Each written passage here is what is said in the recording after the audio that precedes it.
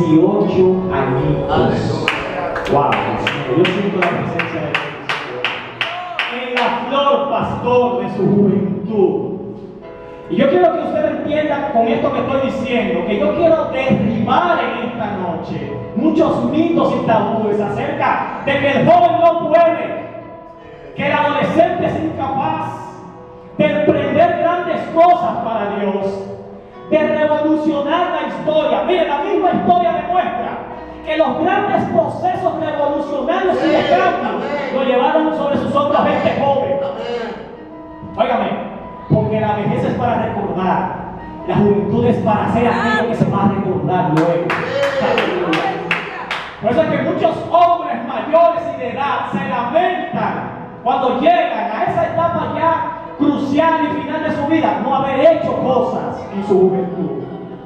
Pero Dios está diciendo en esta noche a ti adolescente, a ti joven, a ti hombre maduro que estás aquí en esta noche, que quiere que a partir de este momento tú hagas una historia que cuando lleguen tus postreros días marque una gloria. Aleluya. Dios mío.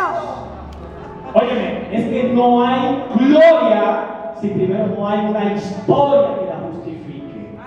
Si primero no hay un suceso que marque una tendencia, marque una pauta, que luego sea recordada por aquellos que fueron marcados por ese suceso. Y los sucesos son provocados por hombres que precisamente quedan registrados en la historia como los pioneros de esos grandes movimientos revolucionarios. Josías recibió para mí el mayor de todos los elogios que Dios pudo haber dicho de un hombre. Y yo quiero que vayamos a Segundo de Reyes, capítulo 23. Vamos a leer un solo versículo. Ya ustedes saben de quién estamos hablando. En este versículo 25, perdón, queda omitido el nombre de Josías. Y usted sabe quién es el que vamos a hablar. Segundo de Reyes 23, 25. Vemos la palabra del Señor en el nombre del Padre, del Hijo y del Espíritu Santo de Dios. ¿Usted puede dar un mejor amén? En nombre del Padre, Hijo y Espíritu Santo de Dios. Gloria al Señor. No hubo, oiga bien, no hubo otro rey antes de él que se convirtiera a Jehová con todo su corazón. Ojo con esto, con todo su corazón, con toda su alma y con todas sus fuerzas, conforme a toda la ley de Moisés. Ni después de él nació otro igual. Puede ser. Aleluya. Un aplauso a Cristo. Qué maravilloso es el Señor, hermano. Josías. Mire, motivar a la juventud, los que somos líderes, los que a nivel local y a nivel de otras instituciones hemos tenido la dicha, porque es una dicha, el servir, el ser colaboradores de Cristo en la importante obra de formar en su carril del desarrollo pleno a tantos jóvenes, tanto en lo espiritual como en lo emocional, en su área física, en su área social, hacerlos creyentes íntegramente maduros para el Señor. Oigan, eso es una bendición. Pero el hecho de que sea una bendición no implica que sea fácil. Y por esa razón es que no todo el mundo lo puede hacer. Así que todo aquel que ha sido escogido para dirigir, estar al frente de un ministerio, en este caso de dirigir jóvenes, sepa que usted es bienaventurado, porque de tantos Dios lo escogió a usted para hacer algo que Él sabe que no todo el mundo puede hacer. Amén. Pero los que estamos en estos líderes, en estas líderes, sabemos que no es fácil hacer vibrar el corazón de los jóvenes, sobre todo en este tiempo. Estamos viviendo un tiempo o una era llamada la posmodernidad, que se caracteriza precisamente por tantos males como que nosotros en el liderazgo estamos lidiando en nuestro trabajo con los jóvenes. A esta era se le ha llamado la era de la indiferencia, de la apatía, del individualismo, de el buscar sensaciones hedonistas. La era en la que ya nadie se quiere involucrar en ideales profundos y en causas nobles. Ya la gente está puesta, como decimos popularmente, para lo de ellos. La gente en este tiempo está desvinculada de todo lo que pueda beneficiar a la sociedad en su conjunto, sino que todo aquello que solamente de manera específica o exclusiva pueda satisfacer alguna necesidad personal es lo que busca. Eso se le llama posmodernismo, la era del desencanto. Y lamentablemente, aún en nuestro entorno eclesiástico, esa corriente es palpable, es visible, se siente. Y nosotros que estamos llamados precisamente a tratar de empujar a los jóvenes a que tengan un mayor grado de compromiso con Dios. A veces no es fácil, a veces lloramos, pastor, lágrimas de sangre, como Cristo sudó sangre prácticamente, porque nos duele ver a nuestros jóvenes en la condición en la que se encuentran. A veces desearíamos, si es posible, dar nuestra vida por completo para ver una juventud totalmente diferente. Muchos líderes andan desesperados a tal punto que llevan su carta de renuncia en los bolsillos para que en cualquier momento la gota que derrama el vaso llegue y soltar todo. Pero vuelvo y le repito, esto no es para todo el mundo, esto es para ti, que fuiste escogido. Esto es para ti, que Dios sabe que tienes la capacidad de soportar las tormentas mentales, el estrés que produce este trabajo. Ya llevar a los jóvenes a acercarse más a Dios. Y fíjense, motivar no es fácil. Motivar es bien difícil, sobre todo en lo que corresponde a un tipo específico de motivación, que es la que de verdad nos interesa a nosotros en este trabajo, y es la motivación intrínseca, la motivación interna.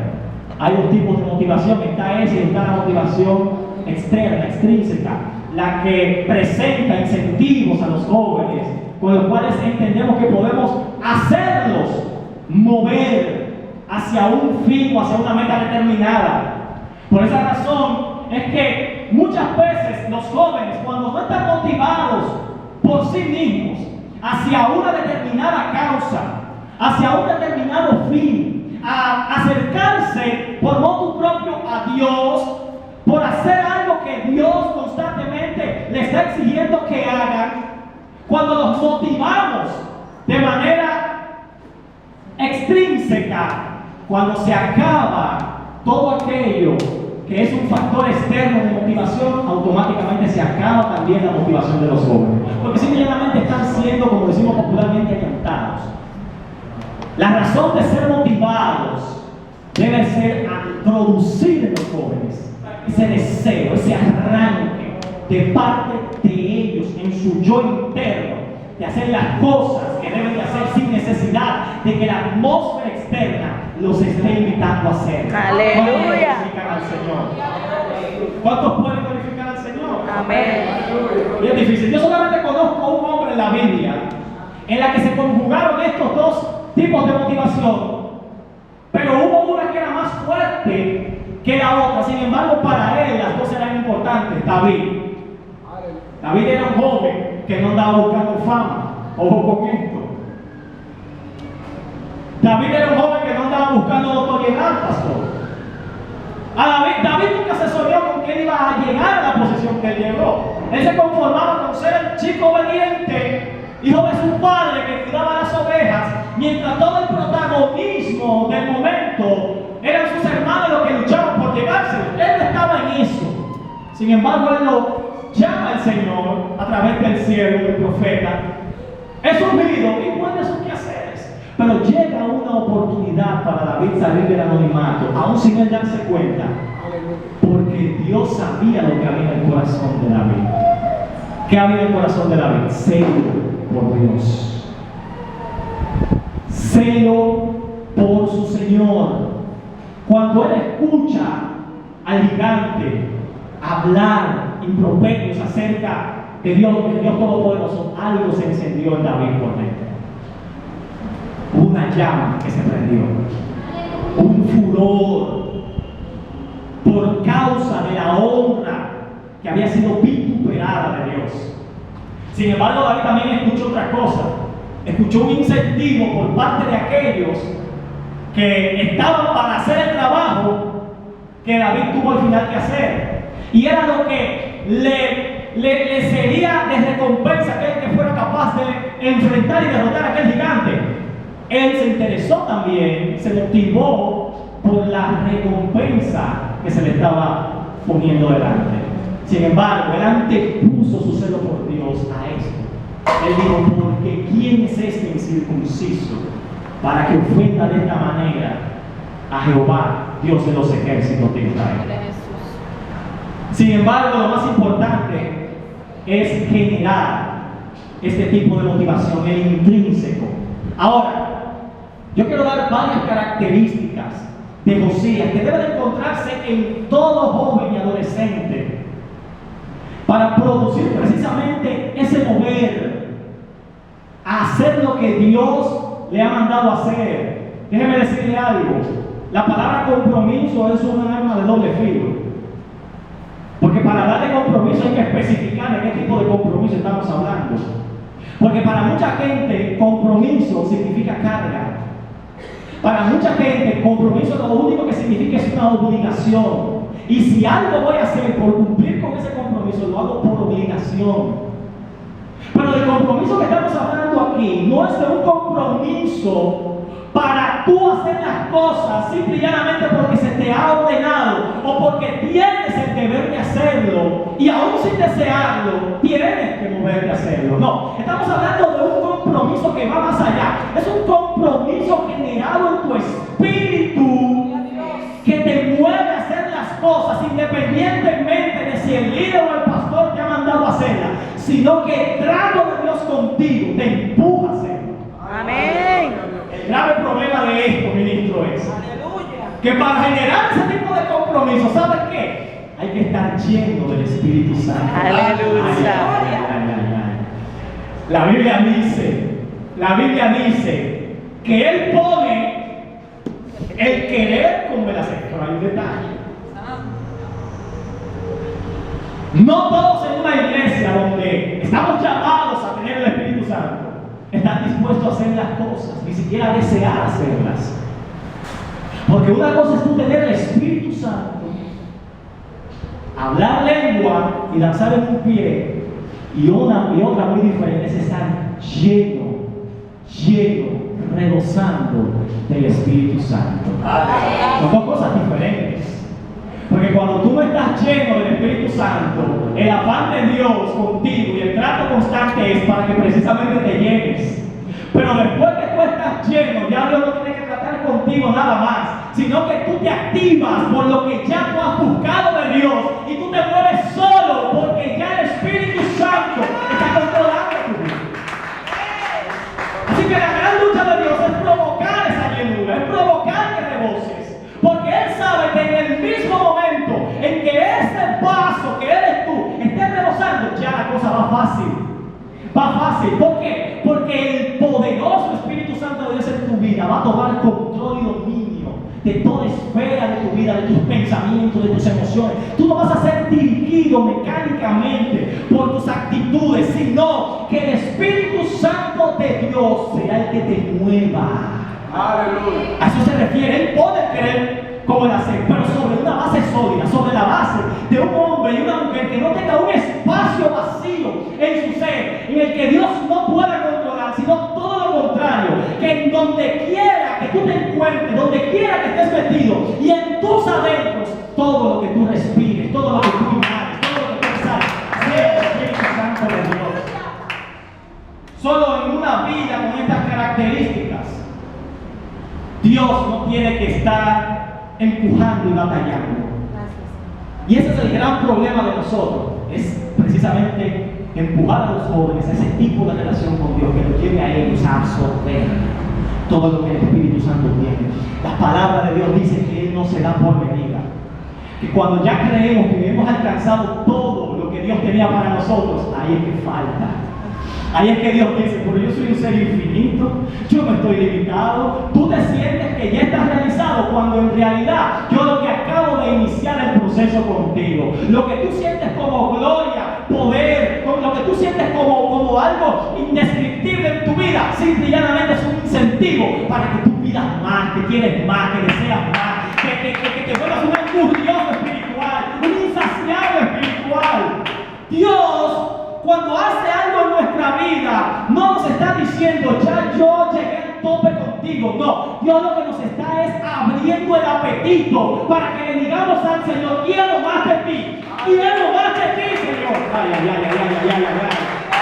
Ay, gloria a Dios, quiero más, quiero más.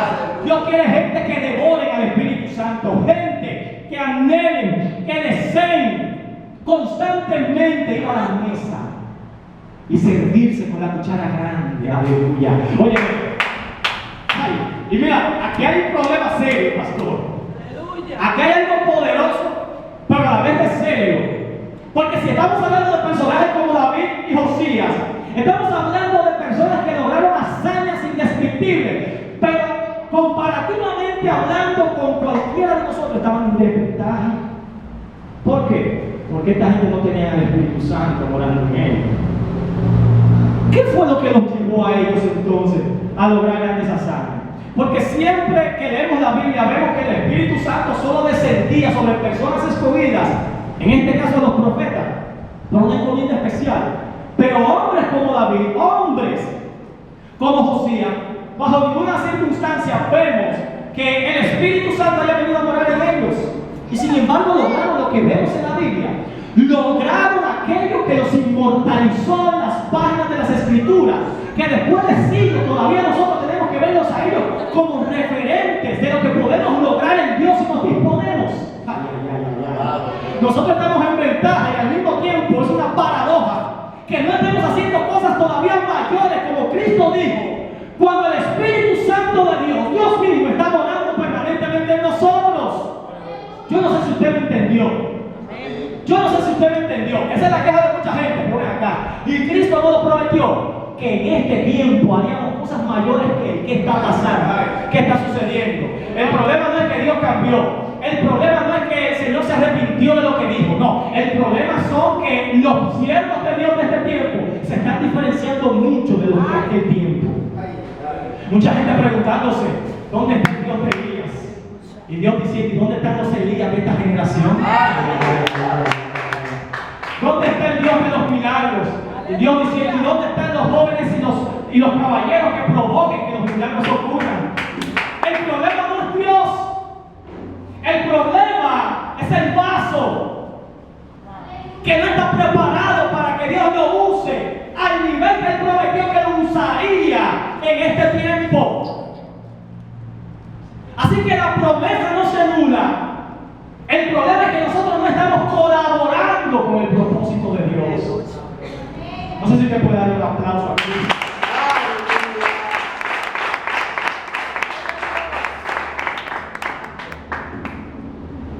4 características importantes de un joven comprometido con la causa de Dios,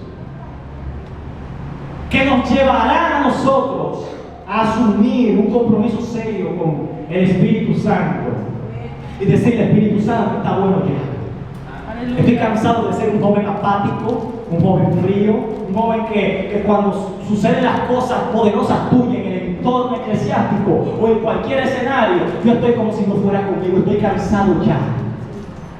4 características. Primera característica de Josías que lo llevó a ser un rey o un personaje que marcó un hito histórico por Dios. La primera característica, y esto es directamente a ti, adolescente, que la edad no fue un impedimento para él servirle a Dios. Primer mito que quiero romper, pastor, en esta noche. No porque los jóvenes, no porque los adolescentes, imagínate en esa edad tan vulnerable que ellos están viviendo. Es una edad muy delicada de conflictos, de ansiedades, de confusión. Sí, es cierto, todo eso lo sabemos porque nosotros mismos lo hemos pasado. Pero déjame decirte una cosa, si alguien no es lo suficientemente joven para cometer algún error por su juventud, entonces sí es lo suficientemente joven para poder comprometerse con seriedad. No sé si usted comprendió lo que acabo de decir. Aleluya. O sea, es lo suficientemente joven para cometer error tras error, vivir una vida de indiferencia, vivir una vida de apatía, vivir como le da la gana y no para Dios, pero sí es suficientemente joven para no comprometerse. Ese es el problema, porque mucha gente entiende y por esa razón se está tolerando demasiado.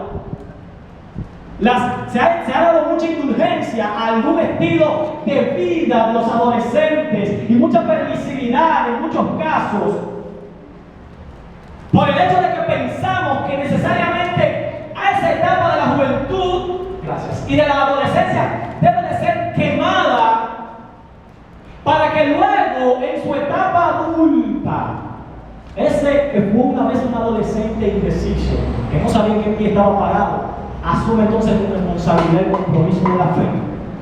No. Los ejemplos bíblicos los tenemos aquí. Y por si acaso alguien en su mente pretendía decir, no, pero mira de quién es que está hablando. De Josías. Si te menciona a Cristo, tú vas a decir, oye Jesús. No, Jesús. Dios hecho hombre, despojado de su divinidad. Hombre, a los 12 años. Ya él tenía una identidad definida, sabía quién era él y sabía lo que debía de estar. Hombre, humano, 100% igual que usted y que yo. Pero con la diferencia que él se comprometió. Desde que tuvo uso de razón, y él sabía que fue que había venido a esta tierra. Él dijo, en los negocios de mis padres me conviene estar. La edad no es un impedimento. Segundo mito que hay que derribar es el que los jóvenes viven una etapa de confusión en cuanto a perfilar su personalidad y su identidad. ¿Por qué usted cree que hay tantos adolescentes y jóvenes dentro de nuestro entorno eclesiástico que a veces no sabemos qué es lo que son en realidad? No saben definir su identidad. Y a veces decimos que es un proceso natural, y es cierto. Pero lo que a mí me asombra es algo. La personalidad y la identidad del individuo es producto de la interacción social en la que se encuentra, que va perfilando su carácter. Por eso es que mucha gente dice que cuando un determinado muchacho se comporta de una u otra manera, automáticamente lo identifican con el padre, salió igualito al padre. O a la madre, el mismo carácter. ¿Por qué? Porque son esponjas que absorben, son esponjas que van definiendo quiénes son en virtud del ambiente que les rodea. Pero déjenme decir una cosa, aquí hay algo poderoso. Porque Josías no fue un bienaventurado por la clase de familia que él tuvo. La Biblia dice que su papá se llamaba Amón, un homicida, un idólatra, un pecador. Y peor que Amón era su papá, su abuelo, Manasés, que la Biblia lo describe como el peor rey de Judá, el más cruel y el que desvió el corazón. Es más, el juicio de Dios sobre Jerusalén, sobre Judea, que vino por mano de los caldeos, fue por la razón de este hombre, por el pecado de Manasés. Gloria a Dios.